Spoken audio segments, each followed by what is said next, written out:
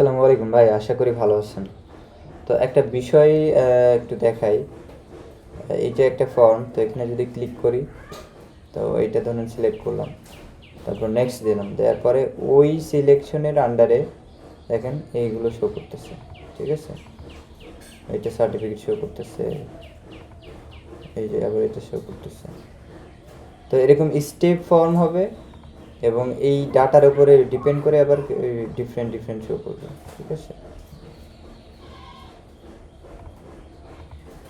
দেখা যাচ্ছে সার্টিফিকেশনগুলো আবার চেঞ্জ হচ্ছে। ঠিক আছে, আমি যদি ব্যাকে দিই, এখানে বিজনেস যদি দিই, নেক্সট দিই, তাহলে এখান থেকে দেখেন বিজনেস সিলেক্টেড আছে, তারপরে এখানে হচ্ছে বিজনেসের সার্টিফিকেটগুলো দেখাচ্ছে, অন্যগুলো কিন্তু দেখাচ্ছে না। তো অনশোর আমি দিলাম, দেখেন এই যে হাইট শো হচ্ছে।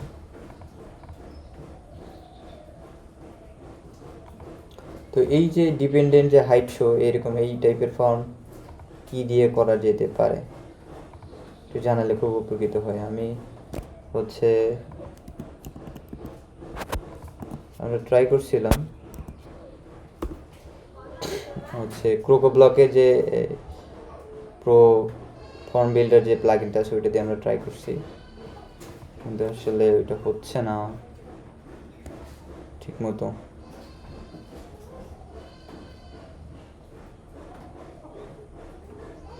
এই যে আমরা এটা ট্রাই করছিলাম, এখান থেকে যদি সিলেক্ট করি নেক্সট, দেখেন সব একসাথে আসতেছে, ওইভাবে হাইট শো করা যাচ্ছে না।